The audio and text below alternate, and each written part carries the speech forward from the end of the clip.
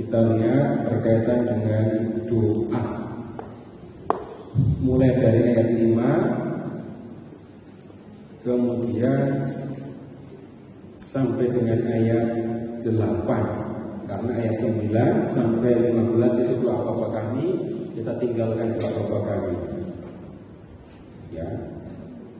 Kemudian nanti kalau masih kurang panjang, bab 7 ayat 7 sampai dengan 11. Tapi kayaknya ayat 5 sampai dengan 8 aja dulu.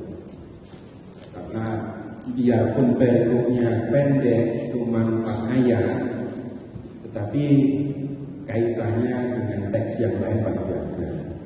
Dan nanti di bagian yang kedua setelah istirahat, Bapak Ibu masuk ke dalam kelompok seperti biasa, lalu berusaha menjelaskan, memahami pesan dan membuat doa. Masih ingat kan? Ya, karena kita lihat teksnya, kita baca bersama-sama ayat 5 sampai dengan 8. Dan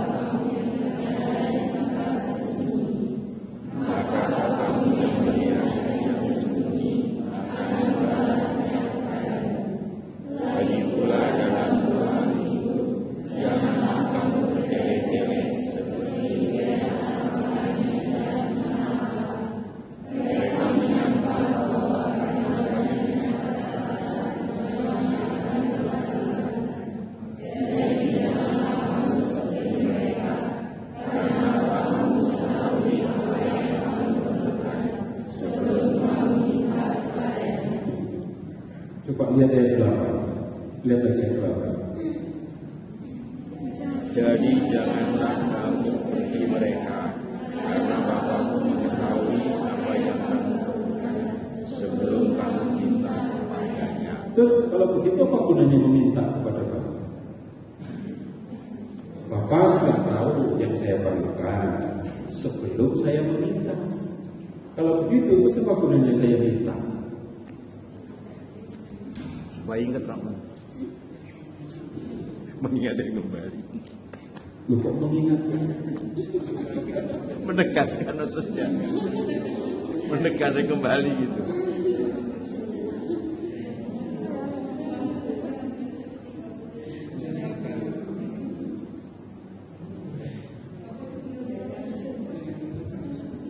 Nah, sekarang kita lihat mulai dari awal ya. Ini peringatan ayat 5, mulai dengan peringatan. Kalau kamu berdoa, kamu jangan berdoa seperti orang munafik. Peringatan ini sudah disampaikan juga di 6 ayat 1. Jangan kamu melakukan kewajiban agamamu di hadapan orang supaya dilihat mereka. Karena jika demikian, kamu tidak beroleh upah dari Bapamu yang di surga. Kewajiban agama yang disebut di dalam perikop ini ada, di bab ini ada 3. 1, sedekah. 2, doa. 3, puasa. Yang Bapak paling suka yang mana? Sedekah, doa, atau puasa? Paling mudah doa, sedekah susah. Yakin, tapi paling senang berdoa. Iyalah Pak. Lu yang nggak tahu dia lah. Saya masing-masing. Itu ketahuan bukan tinggal ditanya. Dari jawaban-jawaban nanti ketahuan suka berdoa beneran apa enggak, itu ketahuan. Tapi ya nggak usah dulu kan. Kita keluar. Nah, jangan melakukan kewajiban agama supaya dilihat orang. Orang-orang munafik melakukan yang seperti itu. Kalau orang punya tujuan melakukan kewajiban agama supaya supaya dilihat orang. Tujuannya ketahuan. Untuk apa? Supaya orang melihat, terus habis itu memuji dia sebagai orang baik, orang yang dekat kepada Tuhan. Dan kemudian dikatakan, ya kalau seperti itu yang dilakukan, maka orang itu tidak akan memperoleh upah dari Bapa. Ini diskusinya bisa lebih panjang, tapi pernyataannya jelas. Berkaitan dengan doa, ayat 5, ya. Jangan berdoa seperti orang munafik. Memangnya orang munafik kalau berdoa bagaimana? Lihat kalimat berikutnya. Mereka suka mengucapkan doanya dengan berdiri dalam rumah-rumah ibadah dan pada tikungan-tikungan jalan raya supaya mereka dilihat orang. Perhatikan keterangan tempatnya. Di mana saja?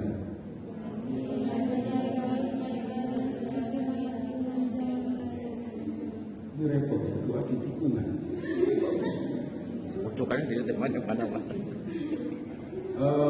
Iklan ini. Iklan. Kalau kita bicara tentang kota-kota di Israel, apalagi zaman dulu, dan Bapak Ibu masuk ke kota Yerusalem, Bapak Ibu masuk ke dalam kota itu nggak akan ketemu motor, nggak ada motor, mobil nggak ada. Di kota kuno Yerusalem itu jalannya hanya bisa untuk jalan kaki. Ya, jalannya memang sempit. Bawahnya jadi batu. Jadi kalau orang ini berdoa di tikungan, maka bisa dipastikan orang yang melewati jalan itu akan menjauh. Jangan bayangkan tikungan mana.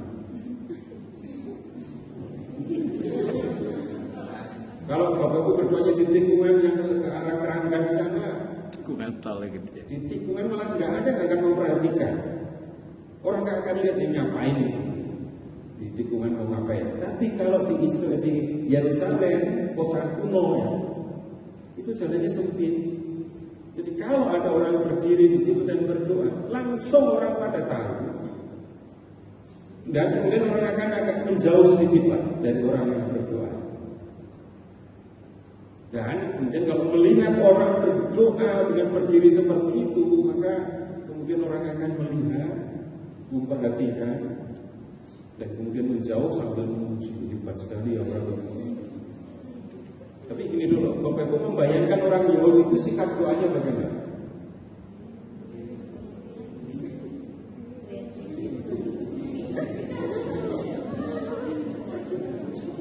Ya, itu yang di tembok ratapan gitu ya.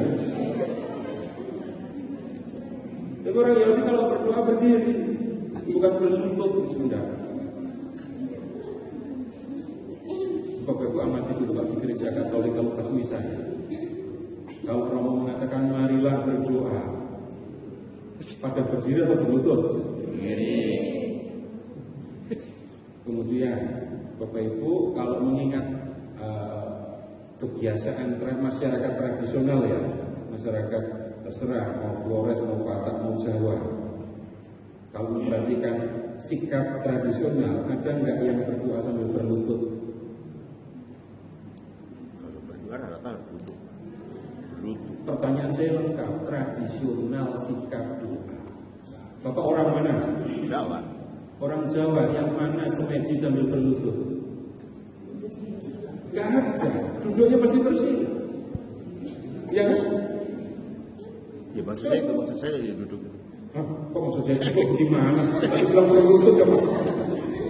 Berlutut dan duduk bersila kan ya? Iya. Orang semedi masih bersih. Kalau di timur gimana?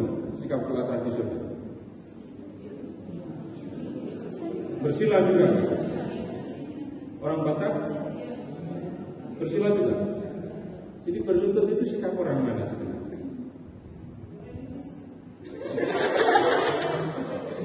Orang Katolik.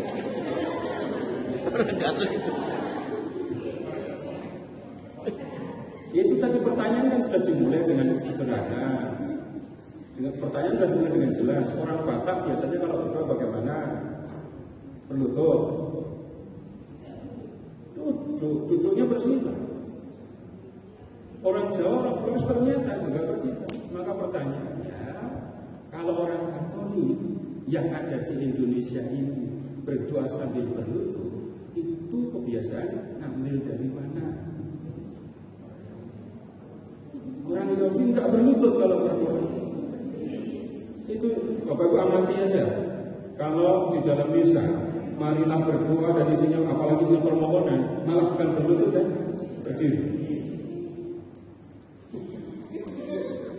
Nah, Bapak Ibu kadang-kadang kita diajak menghafalkan sikap waktu misa, tapi kenapa berlutut, kenapa berdiri nggak pernah diobrolkan ya? Kalau berdoa malah berdiri, nah itu orang Yahudi. Tapi kalau berdoa sambil berlutut, itu orang Eropa. Nggak percaya? Bapak Ibu pernah nggak lihat bule bersila?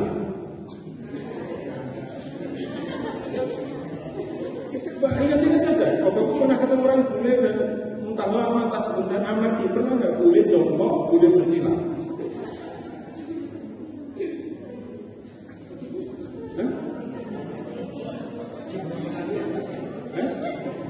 Belum pernah, boleh cek ke Eropa sana.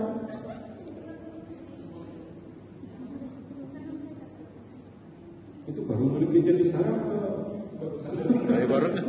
Baru. Jadi sikap kita di dalam gereja ketika berdoa itu ada yang ambil kebiasaan-kebiasaan yang lain. Nah sekarang begini dah kawan, kalau mau lebih jelas lagi, untuk orang Indonesia itu kalau memohon sikap yang benar itu berdiri atau berlutut? Untuk orang Indonesia berlutut kan? Coba ingat-ingat Bapak Ibu balik lagi ke misa. Marilah berdoa, kalau berlutut atau berdiri?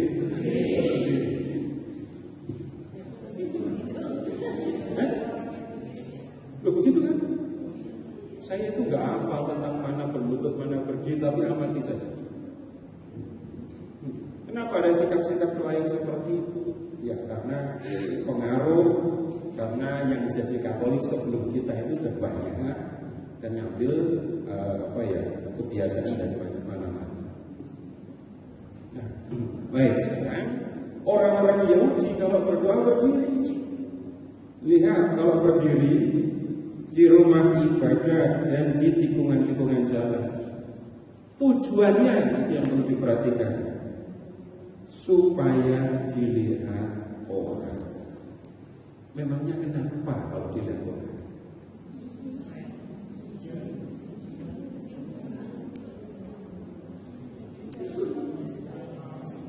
Nah sekarang begini, Bapak Ibu pernah menikmati indahnya pujian ya Bapak? Dipuji ya nggak dirayu, nanti lain lagi urusan. Gimana rasanya kalau orang dipuji? Udah senang. Bunga-bunga. Ini suster kalau dipuji cakep gitu, nanti pulang langsung ambil cermin apa enggak?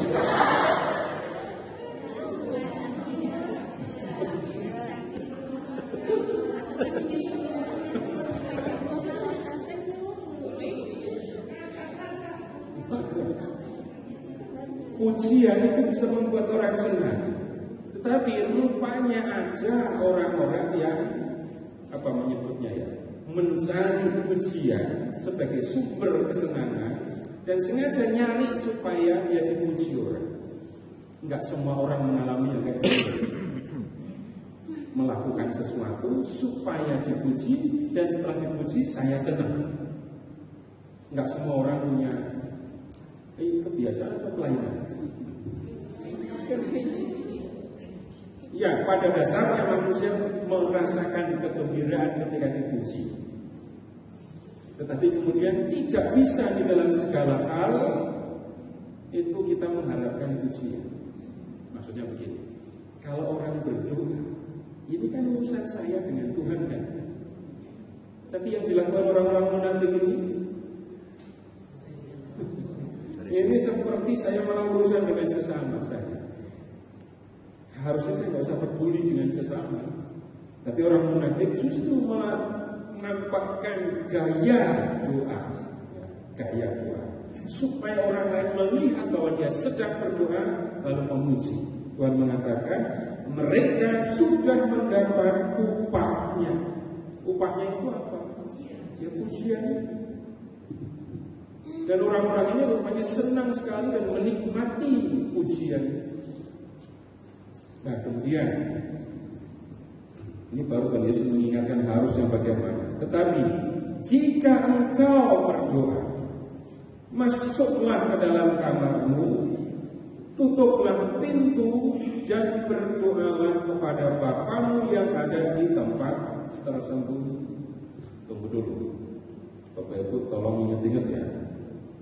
Pernah nggak Bapak Ibu melihat Tuhan Yesus berdoa di kamar?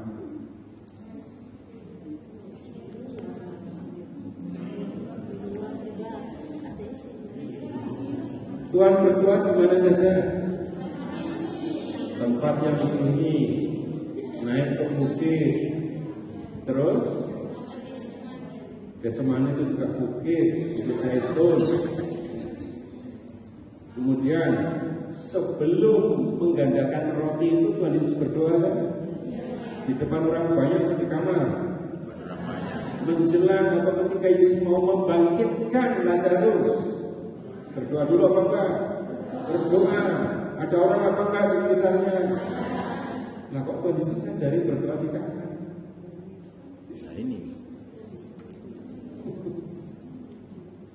Tuhan Yesus kalau berdoa sendiri itu biasanya pagi, siang, sore, malam. Malam. Kadang Yesus pernah berdoa sampai pagi kan? Ya. Nah kemudian kalau membaca kalimat seperti ini, Bapak Ibu baca dulu harafiah. Baca harafiah. Memang orang-orang dulu sudah pada punya kamar, sudah. Jangankan zaman Tuhan Yesus, zaman Nabi Elia saja, itu Elia sudah dibuat, Elisa, Nabi Elisa itu sudah dibuatkan kamar di rumah seseorang.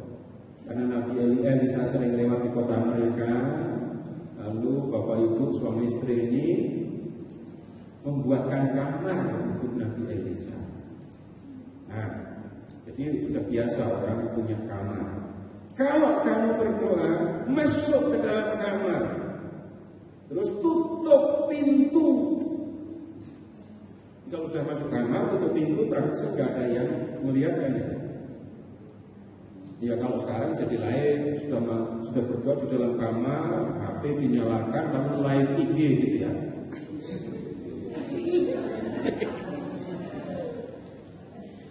Itu urusannya sudah lain. Kamar merujuk kepada ruang yang tertutup, tempat orang biasa menyendiri, itu ruang privat. Dan kalau berdoa, masuk ke tempat seperti itu, terus berdoalah kepada Bapamu yang ada di tempat yang tersembunyi. Jadi berdoanya di tempat yang tersembunyi, nggak perlu orang lain tahu. Nah, kemudian lihat yang diajarkan Tuhan Yesus. Doa itu urusanmu dengan Bapa. Ini juga kita perlu perhatikan Bapak Ibu. Ini kalau orang Katolik diajak berdoa, diminta berdoa, kadang-kadang ketemu yang aneh. Berdoanya, ya Tuhan Yesus gitu ya. Terus akhirnya dengan perantaraan Kristus. Berdoanya kepada Tuhan Yesus dengan perantaraan Kristus. Pernah dengar yang kayak gitu apa? Sering.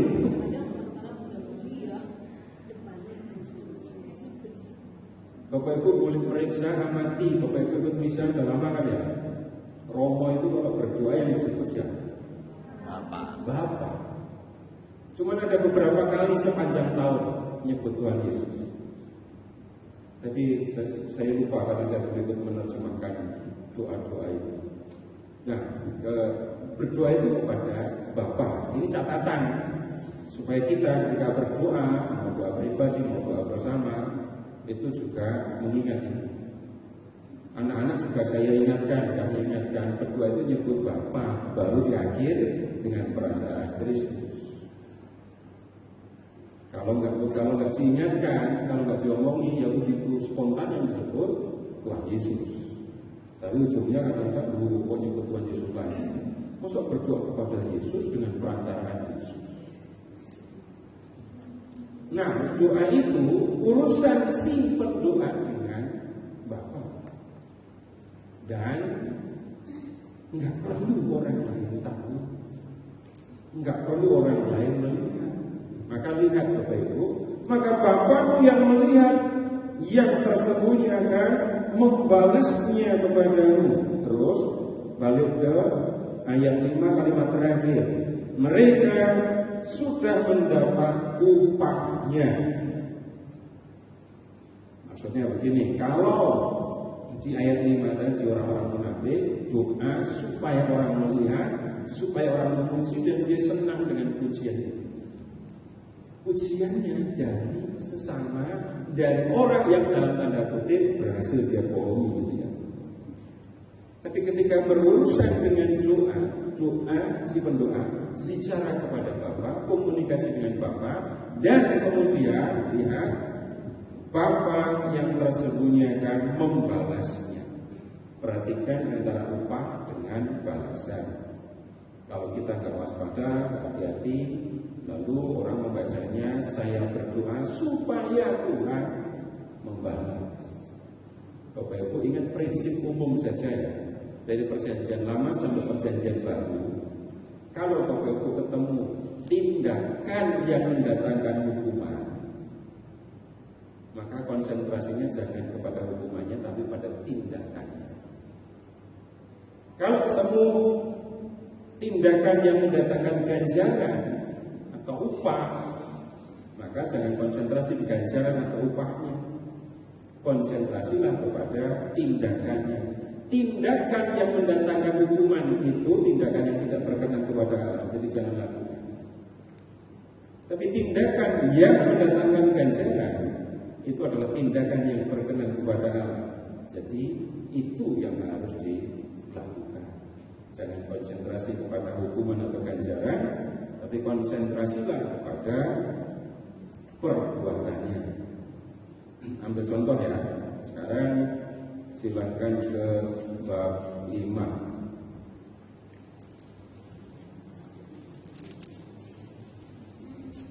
Bab 5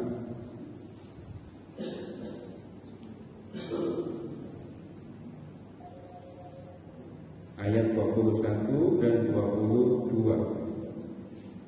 Matius 5 21 22.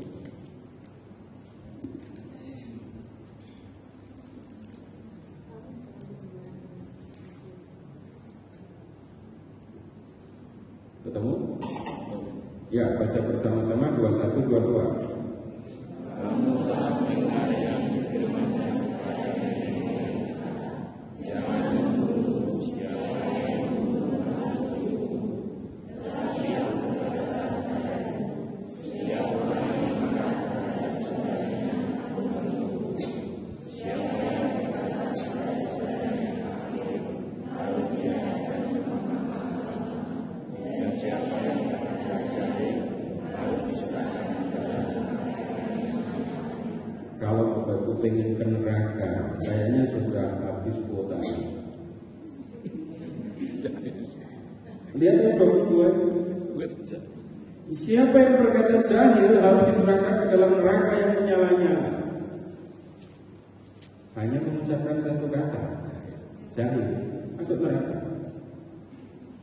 Maka neraka sudah bisa dipastikan penuh. Nah, sekarang begini. Berkata kepada saudaranya kafir, hadapkan ke mahkamah agama.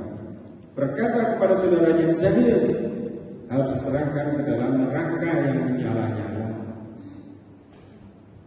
Kalau orang konsentrasi kepada hukuman, maka orang akan berkata, masa cuma kayak gitu aja neraka? Masa cuma berkata kafir satu kata aja harus dihadapkan ke mahkamah agama? Nah, ingat, jangan konsentrasi kepada hukuman, konsentrasilah kepada tindakan. Bapak Ibu pernah nggak melukai orang lain dengan kata-kata?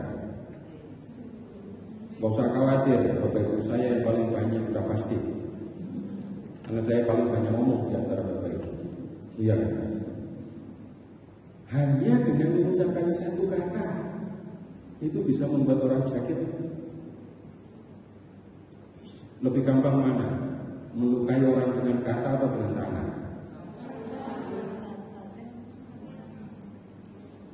Ini tangan bisa begini saja, tapi dengan mulut hanya mengucapkan satu kata orang bisa terluka. Nah sekarang rasa sakit karena disakiti pakai kata dengan rasa sakit karena dipukul pakai tangan, tahan lama yang mana?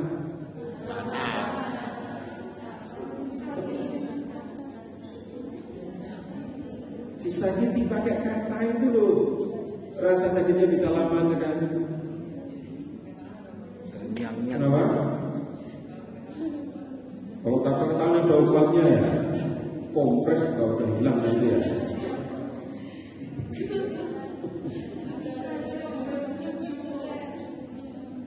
Nah, ini peringatan Tuhan Yesus. Kalau begitu sebenarnya gampang saja. Jangan sampai kamu menyakiti sesamamu dengan kata, biarpun itu cuma satu kata. Yang kalau ingat bacaan ini saya selalu ingat ketika dulu memberi rekoleksi anak SMP, ada seorang anak yang sakit hati beneran gara-gara bapaknya. Bapak ibu sedang ngomongin anaknya yang puber kan, kalau kelas 3 SMP sudah mulai senang pakai make up gitu kan, anak-anak SMP kan gitu. Lalu kok bapaknya komentar kepada ibunya, tapi anaknya itu gak sengaja dengar. Anakmu kok sudah seperti lah. Nah itu anaknya sakit hatinya gak bisa.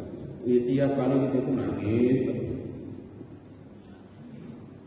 Nah, jangan sampai kamu melukai sesamamu, menyakiti sesamamu, biarpun hanya dengan satu kata.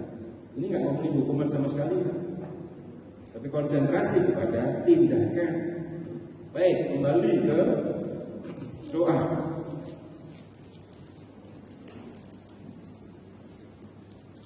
Kita mendengar Bapamu akan membalasnya kepada, Bapamu akan memberikan ganjaran kepada. Nggak usah kemudian konsentrasi nunggu ganjaran untuk orang yang suka berdoa di kamar tersembunyi apa ya, nggak akan begitu. Kalimat ini menunjukkan yang berkenan kepada Bapa itu adalah orang berjumpa dengan Bapa sendirian. Hanya ada dia dengan Bapa yang dimaksud. Jadi kalau berdoa, ya perhatikan saja, cari tempat yang memungkinkan aku bisa berkomunikasi dengan Bapa secara pribadi. Itu yang dimaksudkan di dalam ucapan Yesus. Terus kemudian ya sudah begitu saja. Jangan sampai kemudian diteruskan. Biarpun doanya di tempat tersembunyi, tapi kemudian habis itu ngomong kemana-mana kalau aku habis berdoa.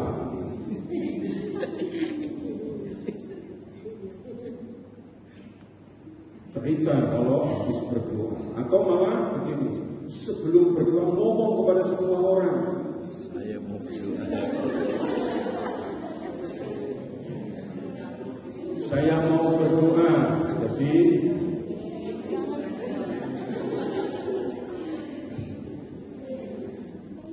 itu sama saja kalau begitu.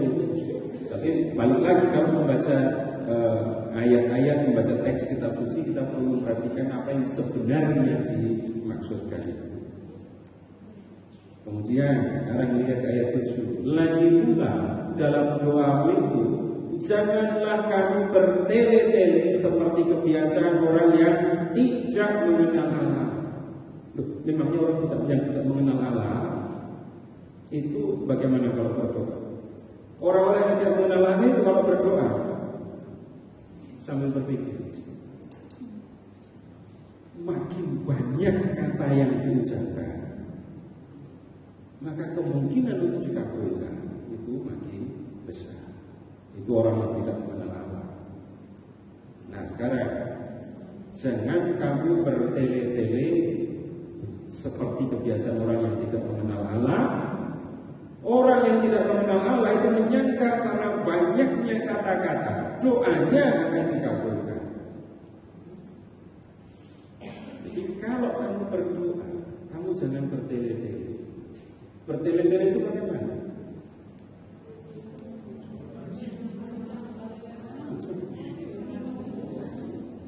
Tapi kalau doanya bagus, panjang gimana Pak? Loh, kan baca yang ada di teks dalam kitab kan Pak?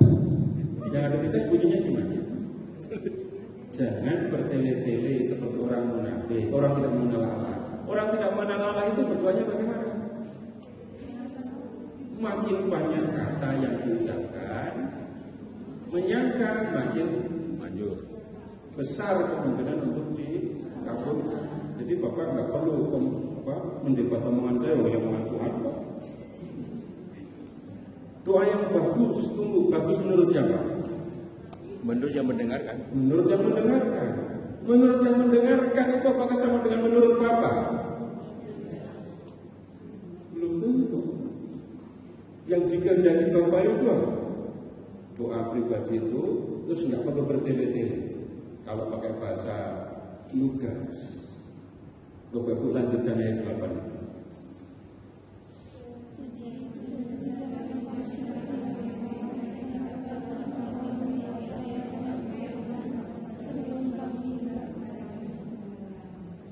Kalau membaca keseluruhan ayat, Bapak Ibu lalu akan tahu doa yang bertele-tele itu bagaimana.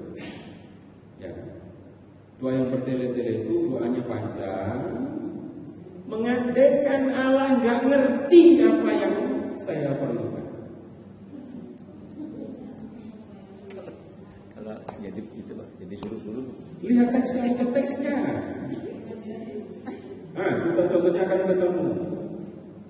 Kenapa saya meminta ini? Tuhan, saya memerlukan ini karena begini, ancam sekali. Seolah-olah Tuhan nggak ngerti. Bahkan alamat rumah pun disebut lengkap. Contohnya begitu orang bertele-tele. Jadi yang berdoa itu saya tinggalnya di sini. Jadi Tuhan berkati saya yang tinggal di sini, jangan yang di nomor ini. Atau kalau enggak, sebut sampai nomor rumahnya. Nanti kalau enggak berkatuan, enggak nyampe, salah alamat.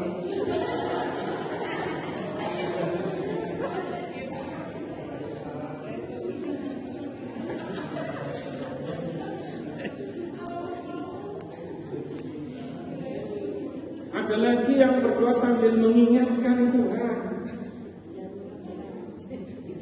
Bicara kepada Bapak, saya minta sesuatu, lalu saya mengingatkan Bapak, putramu sendiri telah berkata. Mintalah maka akan. Di telinga orang yang mendengarkan itu bisa jadi indah. Di telinga Tuhan, ngapain kamu ngomong gitu?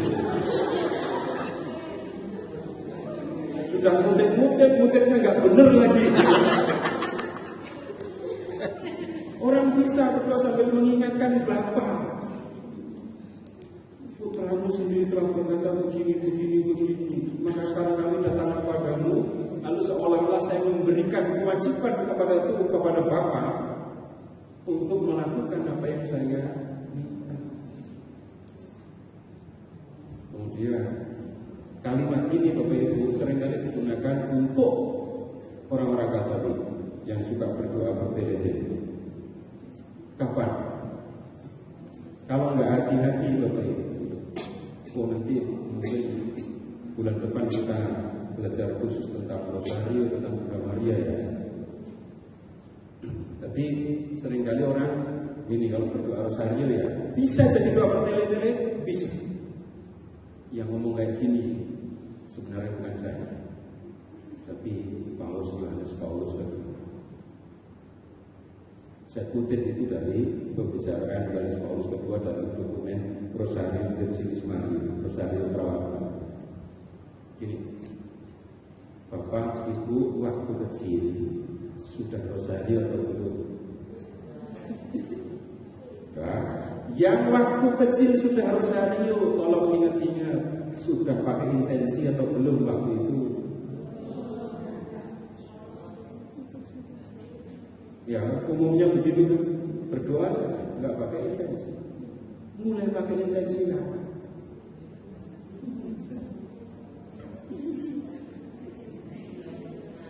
Kemudian amati dalam intensi.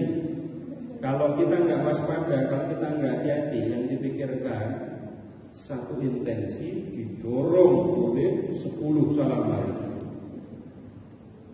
Ada yang kacau di situ. Jadi doa rosari itu doa meditatif atau doa permohonan? Doa yang kontemplatif jadi doa permohonan. Ada yang aneh di situ. Seolah-olah 10 salam hari itu untuk demi satu intensi itu. Bapak Ibu boleh, ini kita boleh diskusi tapi tunjukkan dokumennya. Jangan berdasarkan keyakinan pribadi. Maka saya ajak Bapak Ibu, waktu kecil doa rosari aja. Setelah besar kok malah ada modus. Saya tidak mengatakan intensi itu salah atau benar, bukan. Tapi saya ajak Bapak Ibu untuk lihat. Awalnya rosari itu doa kontemplatif, menjadi doa permohonan, doa salam Maria sekarang digunakan untuk mendorong intensi. Ada yang ngerti? Jadi berdoanya jadinya kejar target berapa salam Maria per menit? Berapa salam Maria? Bapak Ibu kalau berdoa rosari berapa lama? 30 menit.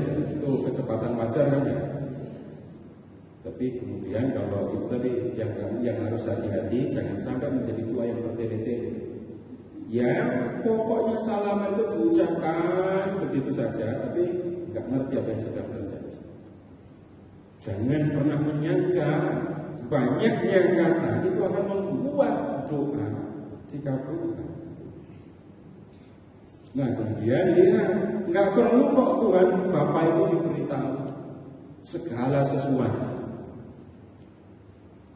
Bapakmu mengetahui apa yang kamu perlukan sebelum kamu meminta. Bapak sudah ngerti yang kamu perlukan apa. Jadi nggak perlu kamu memberikan penjelasan yang sangat terperinci. Sudah terperinci, ulang-ulang lagi. Ini urusannya bukan soal kalimatnya bagus apa enggak, doa ini bagus apa enggak. Mana Bapak Ibu pernah ketemu Tuhan mengajarkan doa bagus apa enggak bagus? Kalau di pertemuan yang lalu pelajaran tentang doanya. Kalau berdoa jangan bosan, jangan jenuh. Tuhan juga tidak melarang orang untuk meminta. Karena ingat, orang yang meminta itu tanda kalau dia percaya. Orang yang meminta itu tanda orang itu masih percaya. Bapak, Ibu, kalau sampai anak-anak itu sampai dalam 1 bulan nggak pernah minta duit, Bapak Ibu akan curiga apa enggak? Untuk udah biasa nggak kasih duit ya urusan lain. Pergi ke sekolah, perlu makan, perlu jajan, sebulan anak saya nggak minta duit. Bapak Ibu mulai berpikir aneh apa enggak tentang Bapak Ibu? Atau biasa saja? Bersyukur. Benar kamu nggak merepotin.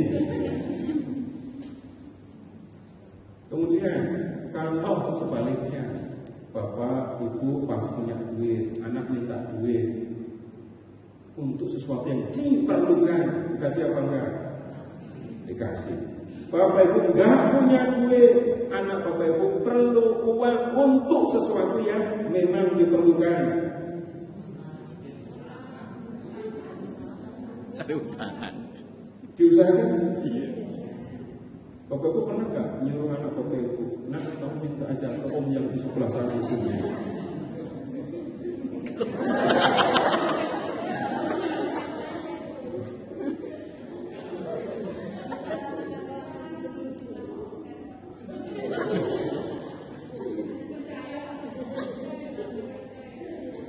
Ya pasti akan saya cari bapaknya kalau ada begitu.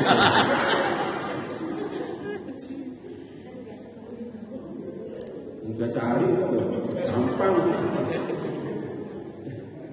Kalau anak sampai minta uang kepada orang tua itu kan tanda. Kalau ditanya di sebaliknya, kenapa kamu minta uang bapak? Kenapa kamu minta uang ibu? Jawaban anak apa? Ya saya anaknya cuma itu. Tapi kalau ada anak yang itu minta izin, orang tuanya mau minta uang ke tetangga, kasih apa? Atau sampai mamanya malah kasih tahu, minta yang itu gitu. Minta kepada bapak itu tanda kalau orang percaya. Kalau saya nggak minta lagi, udah itu tanda jangan-jangan udah nggak percaya lagi. Permohonan yang diajukan kepada bapak itu bukti saya punya bapak satu. Hidup saya bergantung kepada bapak. Saya percaya kepada bapak. Tapi kemudian lompat ke bab 7 ayat 7 sampai dengan 11. Baca bersama ayat 7 sampai dengan 11.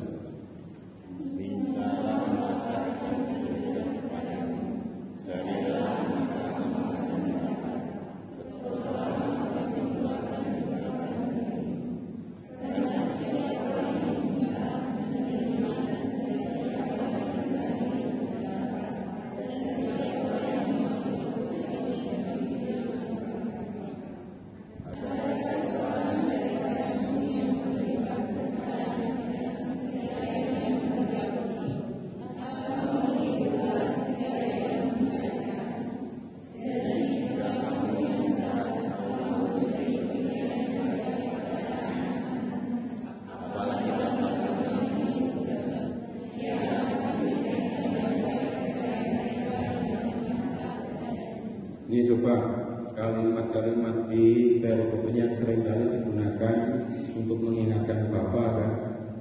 Tapi coba perhatikan, ada nggak janji bahwa yang saya minta itu akan dipenuhi sesuai dengan permintaan saya. Yang tertulis kan mintalah maka akan diberikan kepadamu gitu kan. Tapi yang ada di pikiran apa? Mintalah apa yang kamu perlukan, maka yang kamu perlukan itu akan diberikan kepadamu. Begitu apa? Terus carilah, maka kamu akan mendapat. Itu yang tertulis, yang ada di kepala. Carilah apa yang kamu inginkan, maka yang kamu inginkan itu akan lancar. Itu membaca isi, membaca pikiran atau membaca firman? Nah, itu yang jadi masalah. Mana ada janji? Mintalah apa yang kamu ingin, yang kamu perlukan, maka yang kamu perlukan itu yang akan diberikan kepada. Sekarang lihat ya ayat 9 dan 10. Adakah seorang daripada ini kalau di Jawa ada nggak bapak yang dengar anaknya minta ngasih malah kasih pasir? Kalau di Timur ada nggak yang ini anaknya minta jagung kasih kerikil? Jawabannya sama kan? Nggak ada. Dan kemudian ini ayat 10. Jadi jika kamu yang jahat tahu memberikan pemberian yang baik kepada anak-anakmu, apalagi Bapakmu yang di surga, Ia akan memberikan yang baik apa yang kamu inginkan? baik. Yang baik apa yang kamu perlukan? Baik. Baik menurut siapa? Nah itu masalah lain lagi. Bapak Ibu ingat ya, kalau Bapak Ibu berdoa mengajukan permohonan, ya Bapak Ibu menyertakan alasannya Pak. Saya minta ini karena tujuannya itu diomongin apa Pak? Ya diomongin. Dikasih alasan. Dalam alasan itu sebenarnya Bapak Ibu berusaha meyakinkan Tuhan bahwa kita memang memerlukan. Ya begitu kan? Coba Bapak ingat-ingat waktu itu minta apa? Suster nggak usah jawab. Permohonannya suster apa coba? Minta jubah baru, nggak seru doanya. Meminta sesuatu yang menurut saya penting, dan saya akan menjelaskan ini kepentingan saya. Terus masih nambahin lagi, bukan untuk diri saya sendiri Tuhan, tapi untuk ini, untuk ini, untuk ini. Dalam doa permohonan itu biasa, dan itu hal yang umum, mengajukan permohonan dan kemudian memberikan alasan mengapa saya menyampaikan permohonan. Nah, kemudian begini, ada nggak Bapak Ibu doa yang ini setelah 3 kali berdoa, setelah setahun berdoa, doa saya dikabulkan, persis seperti yang saya mau. Pernah?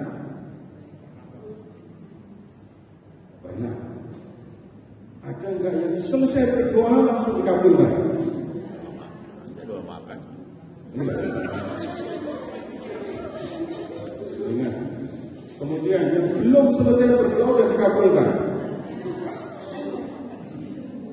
Nah sekarang ada nggak yang diberikan kepada saya tanpa saya memohon? Banyak. Nah, yang paling banyak yang mana? Tanpa minta dikasih. Yang terakhir. Nah sekarang betapa capeknya kalau segala sesuatu saya minta dulu baru dikasih. Nah sekarang begini, bisa doa dikabulkan, tapi tunggu dulu. Tuhan memberikan yang baik menurut Tuhan. Baik menurut Tuhan itu kemungkinannya yaitu tadi, bisa jadi dikabulkan, bisa jadi tidak dikabulkan. Pernah ada doa yang Bapak Ibu tidak dikabulkan? Jelas tidak dikabulkan, nggak bohong. Maksudnya kan ada yang ngomong doamu belum dikabulkan, nanti akan ditunda pengabulannya. Ada yang ngomong gitu kan ya? Tapi waktu itu tahun 2001 itu kami berdoa supaya bapak kami itu sembuh dari sakit. Selesai berdoa bapak meninggal.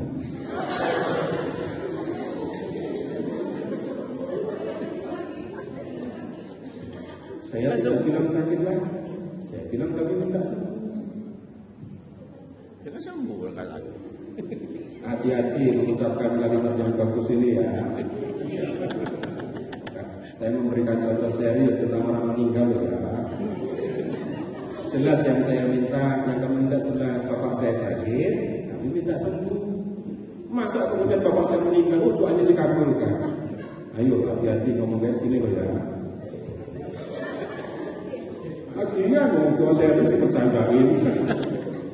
Nah doa saya dikabulkan, kami dikabulkan apa enggak? Enggak usah bohong. Masa doa minta sembuh kok mau meninggal kok bilang, oh bagus itu berarti doa dikabulkan. Nggak ada lagi, nggak akan ada yang bisa mengatakan itu belum dipenuhi, ditunda pengabulannya, nggak mungkin ngomong begitu. Jelas doa kami tidak dikabulkan. Kenapa harusnya kalau doa memang ada yang tidak dikabulkan? Apakah semua doa Bapak Ibu dikabulkan? Jangan bohong. Iya enggak semua. Pasti enggak semua. Kalau Tuhan tidak memberi yang saya minta, apakah Tuhan tidak memberikan yang baik? Tidak bisa kita mengatakan. Bapak Ibu sendiri melakukan yang seperti itu. Coba ingat itu. Apakah semua yang anak-anak minta kepada Bapak Ibu kabulkan semua? Berarti Bapak Ibu nggak baik, gitu? Tidak bisa. Orang tua bisa menolak keinginan anak, kenapa? Orang sederhananya itu anak belum pernah jadi orang tua, tapi orang tua pernah jadi anak. Permintaan yang ini bisa membahayakan untuk anak. Ini tidak baik untuk anak. Ini dampaknya nggak baik untuk anak. Begitu.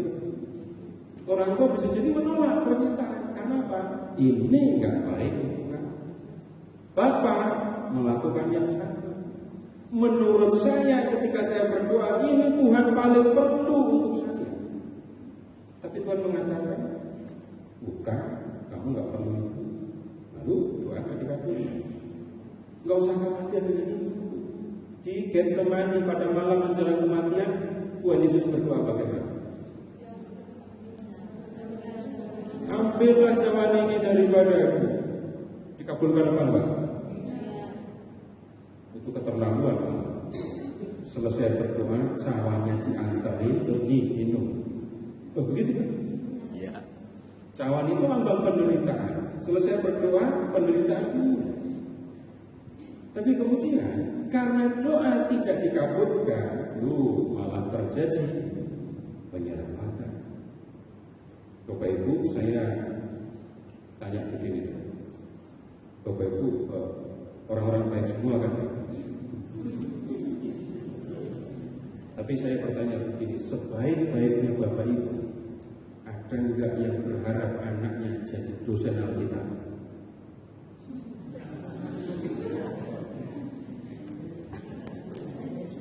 Saya enggak terlalu baik ternyata ya.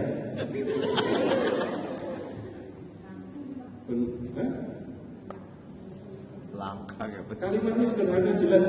Di antara Bapak Ibu ada enggak yang pernah terpikir dan pengen anaknya jadi dosen Alkitab?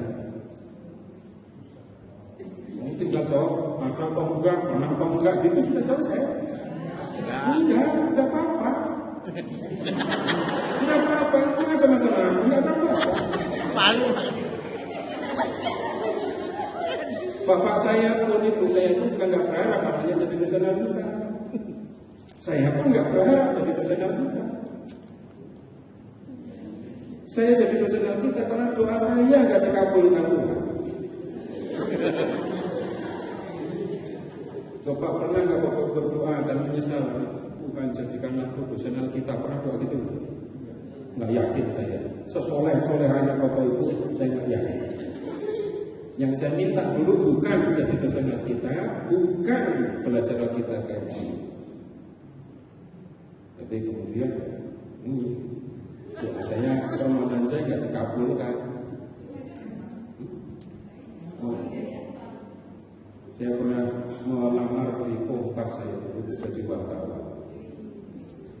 Sudah jadi tanya dijelasin cuma. Saya sudah wawancara dengan ngomongin tentang gaji itu sudah mau dulu. Tapi kemudian ya, itu yang terjadi. Doa saya gaji marah jengkel. Itu ternyata doa ada yang doanya lebih kuat dari saya. Jadi doa saya yang tidak dikabulkan. Karena saya doa saya nggak dikabulkan, ya saya lanjutkan pekerjaan saya. Jadi saya melamar kerja jadi wartawan di Kompas dulu. Itu ketika saya sudah bekerja di LBI, diam-diam melamar. Karena kerja di LBI, kerja di gereja, Bapak yang pernah kerja di gereja tahu gajinya. Kerja di gereja itu gajinya berapa? Jangan-jangan untuk hidup sendiri aja kurang. UMR. UMR itu tinggi dibandingkan kerja di gereja. Cek sendiri. Ini di bawah UMR. Siapa mau hidup kayak gitu? Aku yang terjadi. Tapi kemudian setelah doa saya dikabulkan, jawabannya jelas, berarti lanjutkan pekerjaan di sini. Jadilah seperti ini sampai sekarang karena doa tidak di.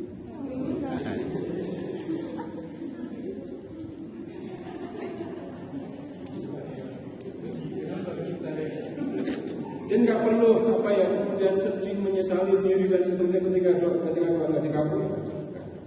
Kalau saya menyebut contoh doa kami dalam keluarga tadi, Bapak Ibu, saya tetap berani mengatakan. Bapak saya pergi dalam keadaan paling mewah untuk orang meninggal. Bayangkan bapak saya pergi, itu kondisi situasinya di kepalanya dipegangin di pangku sama adik saya yang musuh, ibu lalu kami sekeliling berdoa di sekelilingnya. Meninggal dalam keadaan yang itu. Loh, itu menurut saya tetap saja saya mengatakan bapak saya meninggal dalam keadaan mewah. Enggak semua orang punya kesempatan meninggal dalam keadaan begitu. Ada yang meninggal, pas keluarganya pada pergi. Terus ada di rumah sendiri, baru ketahuan setelah seminggu. Ketika saya berdoa dan doa saya dikabulkan, maka ini yang kita perlu perhatikan.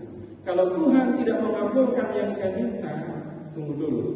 Pertanyaan berikutnya, jadi apa yang dikehendaki oleh Tuhan? Itu yang harus diperhatikan. Enggak langsung saja. Tapi sekarang saya tahu apa yang dikehendaki. Bapak Ibu silakan minum dari Tuhan. Nanti setelah minum setelah istirahat baru kita tanya menulis ya. Ya.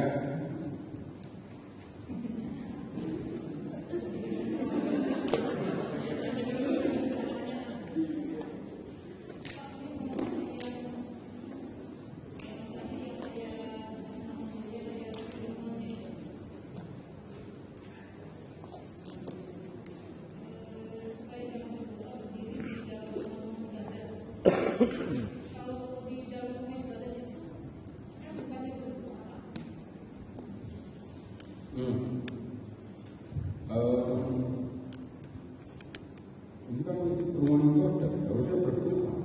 Dan doanya berdiri sampai salah. Kalimatnya diselesaikan supaya dilihat orangnya itu tetap. Memang bisa di dalam rumah ibadah berdoa supaya dilihat orang. Kalimatnya lengkapnya kan begitu. Mereka berdiri dalam rumah ibadah pada tengah jalan raya supaya dilihat orang. Kalau pakai bahasa yang lebih lugas, Bapak Ibu memang pernah misa supaya dilihat orang. Nah, kemudian Bapak Ibu silakan sekarang membayangkan sinagoga.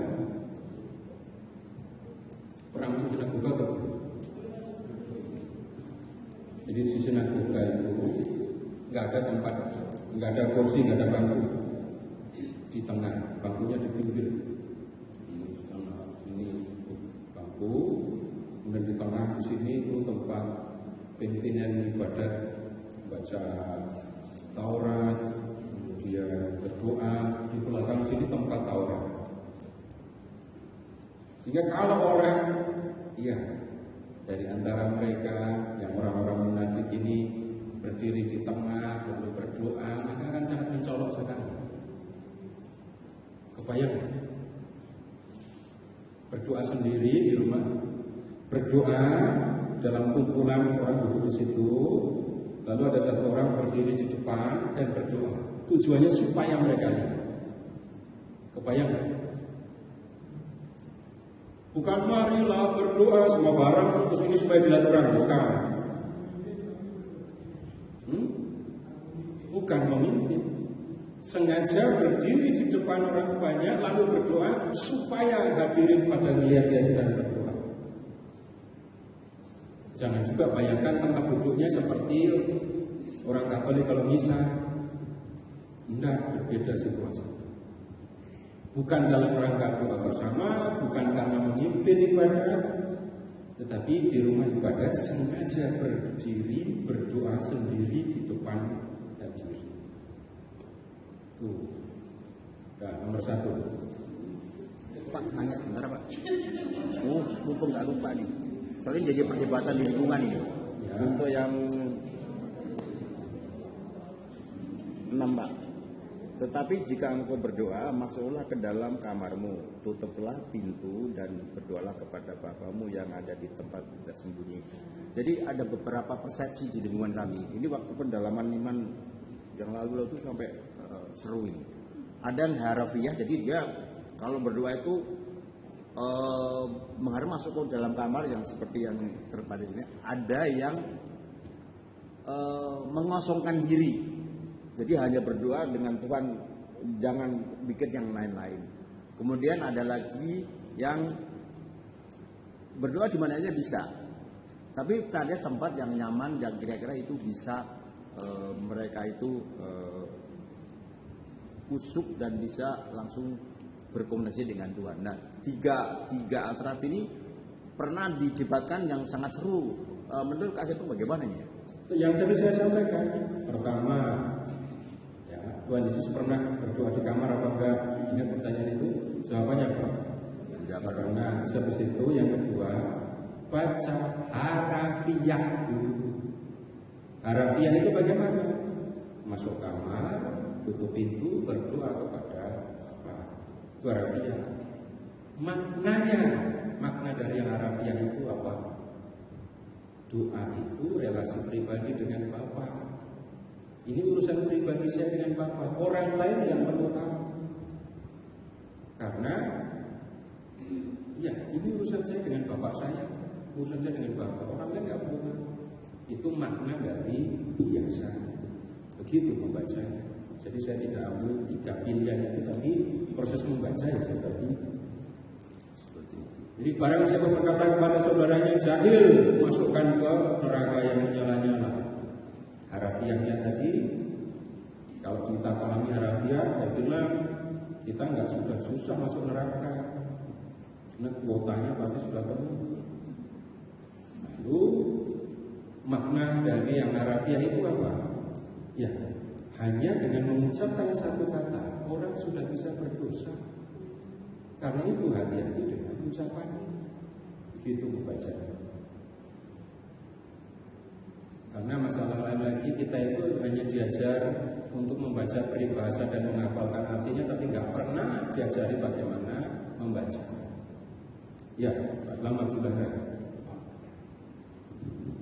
Ada nggak doa yang cepat doa itu dikabulkan? Doa yang Cepat dikabulkan, ada kayak misalnya ada bisa penyembuhan, bisa kayak KKR apa supaya doa-doanya apa ada intensi permohonan nanti dibakar nanti semoga kabul gitu kan. Jadi ya seperti itu. Memangnya kan kalau doa itu kan relasi kita dengan Bapa gitu ya. Nah kalau ada misalnya di umat Katolik juga ada misalnya itu bisa KKR penyembuhan, ada bisa apa lagi kan gitu. Pokoknya yang intinya kayak meditasi supaya bisa nanti ada doanya, ada tim doanya untuk menyembuhkan sesuatu. Ya seperti itu sebenarnya kan emang bisa gitu di gereja atau ibu-ibu pakai cincin nggak? Suster udah tahu pakai cincin nggak? Pakai. Itu cincinnya yang ngasih siapa? Saya cuma mau tanya begini, lebih penting mana cincinnya atau yang ngasih cincin? Cincin yang ngasih, bener. Loh, yang penting lebih penting mana cincinnya atau yang ngasih?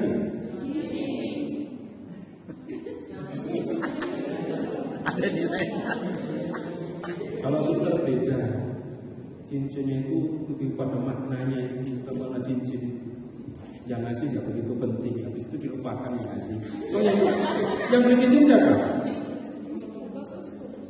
Yang beli cincin, Yang beli yang pesan, yang desain pesan siapa? Nggak bisa, kongregasi itu abstrak, bukan person. Memang ada kongregasi datang ke tukang mas itu nggak mungkin. Pemimpinnya, tapi pemimpin itu kemudian nggak jadi penting.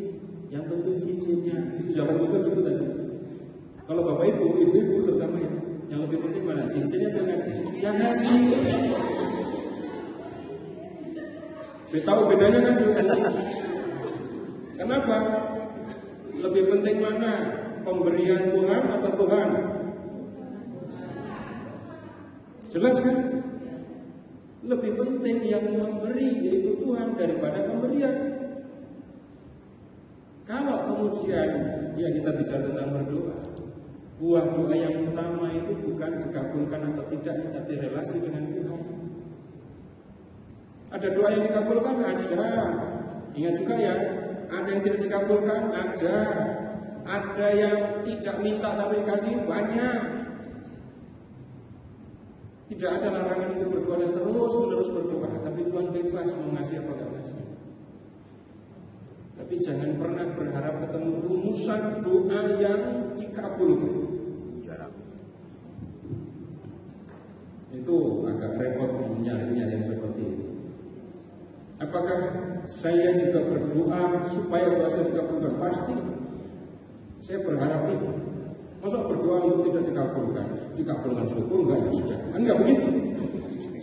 Tapi dalam doa permohonan yang menjadi penting adalah keyakinan saya kepada Tuhan dan relasi pribadi saya dengan Tuhan. Kalau pakai bahasa lugas, enggak dikasih enggak apa-apa, yang penting saya masih punya Tuhan. Kalau enggak hati-hati, Tuhan dianggap enggak penting, yang lebih penting itu pemberian Tuhan. Bahasa yang lebih kasar lagi, lebih Bapak Ibu, mana yang lebih penting, surga atau Tuhan?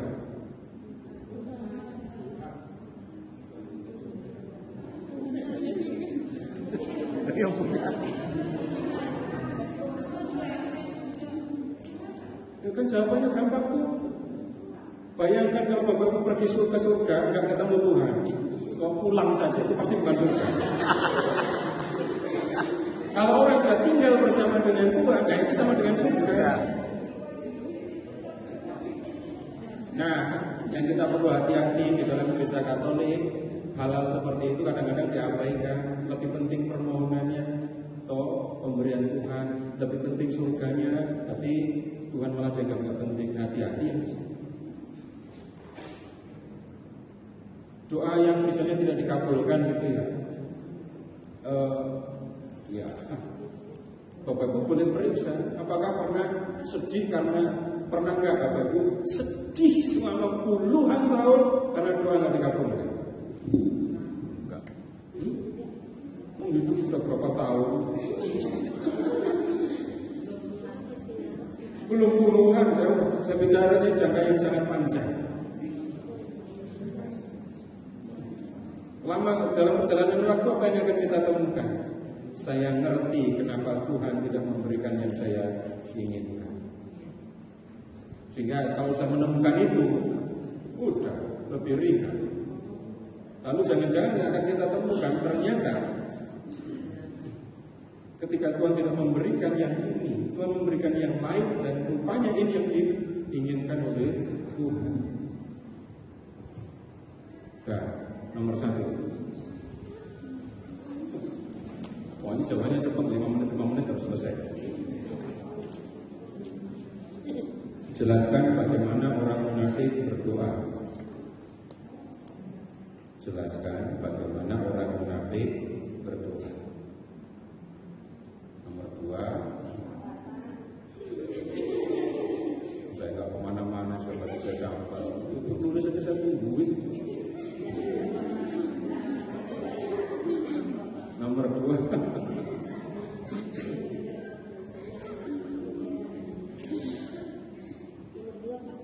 Bagaimana seharusnya berdoa menurut Tuhan Yesus.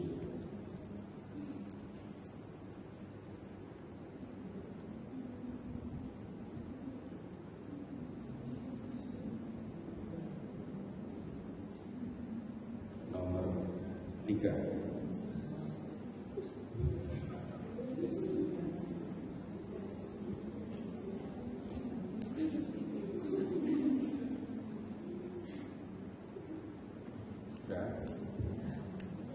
Jadi, bagaimana aku harus berdoa?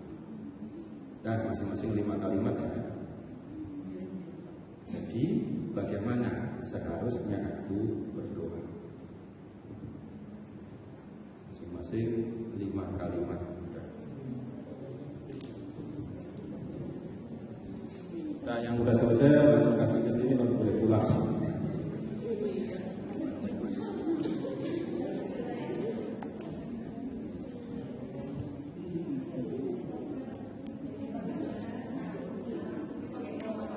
Jadi bagaimana seharusnya aku berdoa? Nomor 3. Oh, yang ditanya nomor 2 atau 3?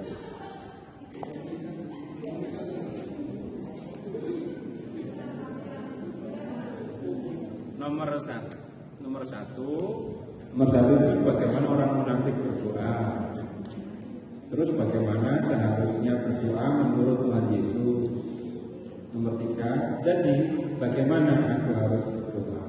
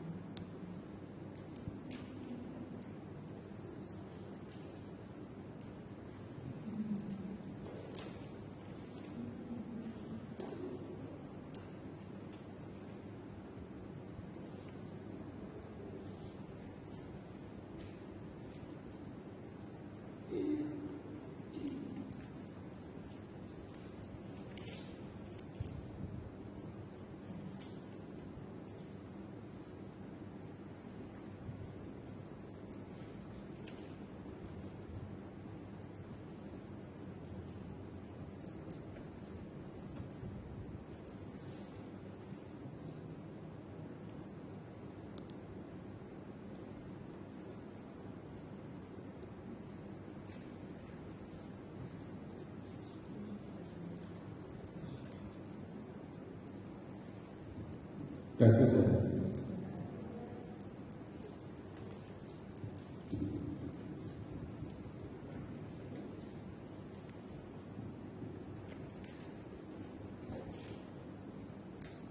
Suster yang ulang tahun itu suster siapa? Suster Anu, tolong tunjuk 3 orang untuk membacakan tulisan. Jadi suster yang tunjuk, ini hadiah ulang tahun ini. Tunjuk 3 orang. Jangan suster semua yang ditunjuk. Anterin mic-nya.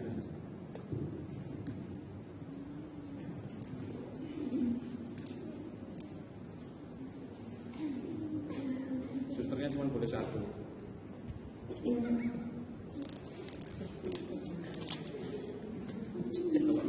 Kalau nunjuk teman suster cuma boleh 1, yang 2 bukan suster.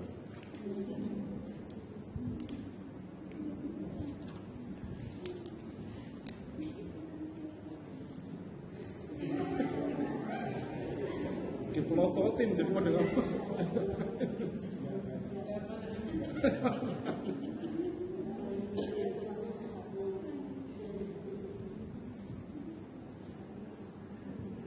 Udah suster datangi kasih mikrofon.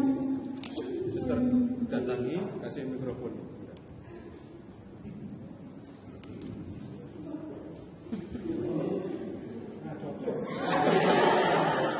Udah kasih aja mikrofon.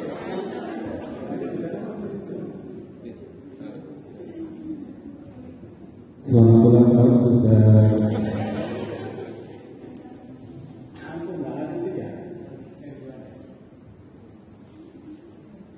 Orang munafik mengucapkan doanya dengan berdiri dalam rumah ibadah dan lingkungan jalan raya supaya dilihat orang untuk mendapatkan pujian. Dalam hal ini orang munafik berfokus kepada pujian dari manusia dan hatinya jauh dari Tuhan. Mengutamakan pujian manusia. Yang kedua, Tuhan Yesus mengajarkan berdoa dengan cara masuk ke dalam kamar, menutup pintunya, dan berdoa kepada Bapa di tempat yang tersembunyi. Yesus mengajarkan hal berdoa adalah hubungan relasinya dengan Tuhan, bukan mengharapkan pujian dari manusia. Berdoa yang benar adalah sesuai dengan ajaran Tuhan Yesus untuk lebih memperdalam relasinya, hubungan komunikasi dengan Bapaknya. Terima kasih saudara.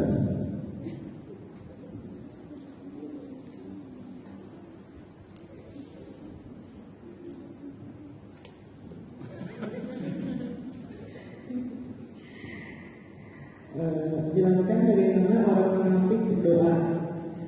Mereka suka mengucapkan doanya dengan berdiri dalam rumah-rumah ibadat dan pada tikungan-tikungan jalan raya, supaya mereka dilihat orang. Aku berkata kepadamu, sesungguhnya mereka sudah mendapat upahnya. Bagaimana seharusnya berdoa menurut Yesus? Masuklah ke dalam kamarmu, tutuplah pintu, dan berdoalah kepada Bapakmu yang ada di tempat tersembunyi. Maka Bapakmu yang melihat yang tersembunyi akan membalasnya kepadamu dan berdoa kepada-Mu. Bagaimana seharusnya saya berdoa?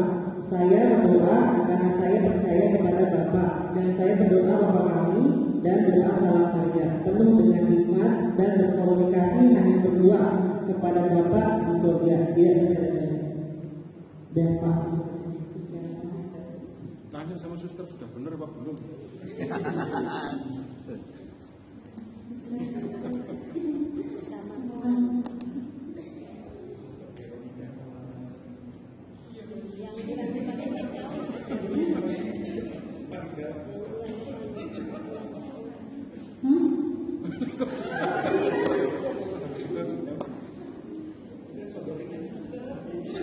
Udah pilih salah satu.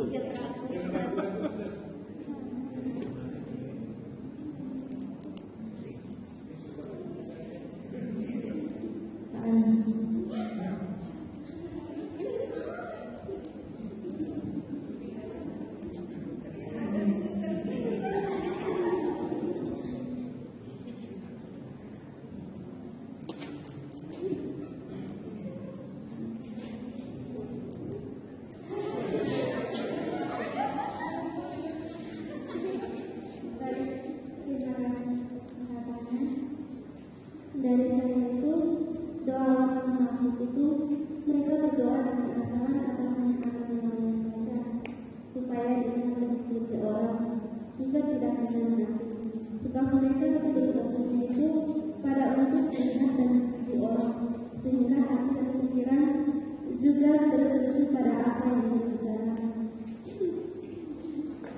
Sedangkan berdoa menurut Tuhan Yesus itu sendiri adalah doa yang tersembunyi, karena doa itu lebih berfokusnya pada hati,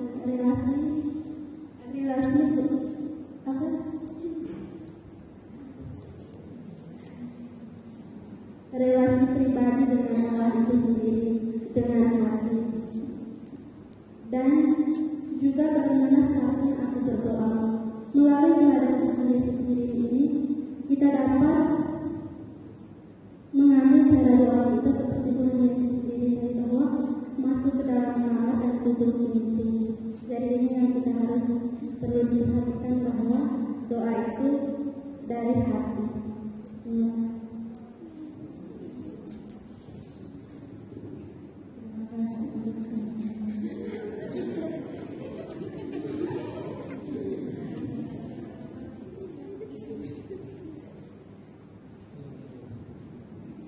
Baik, Bapak Ibu, saudara semua, ini yang kita pelajari berkaitan dengan firman Tuhan, ucapan Tuhan Yesus mengenai doa.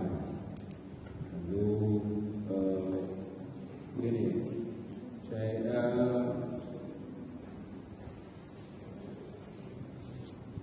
yang tadi sudah saya sampaikan, mungkin di akhir bulan kita akan mulai belajar tentang Bunda Maria.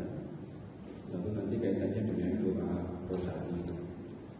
Jadi saya siapkan dulu. Jadi kita belajar tentang Bunda Maria. Setelah itu kita belajar tentang doa-doa Maria, khususnya berkaitan dengan doa rosari. Jadi harapannya ya ada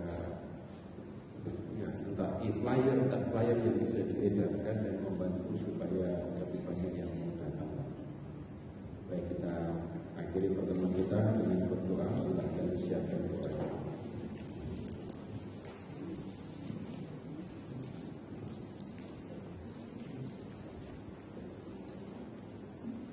Dalam nama Bapa dan Putra dan Roh Kudus. Amin. Bersama-sama. Ya Allah, Bapa kami.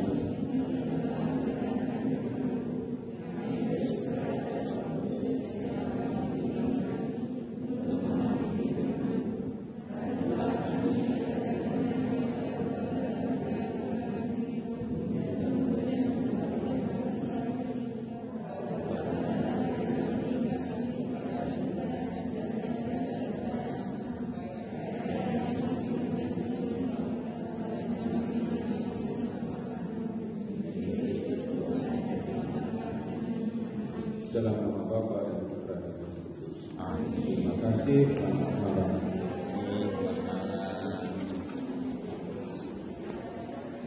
Salaman dulu Mas Ustaz.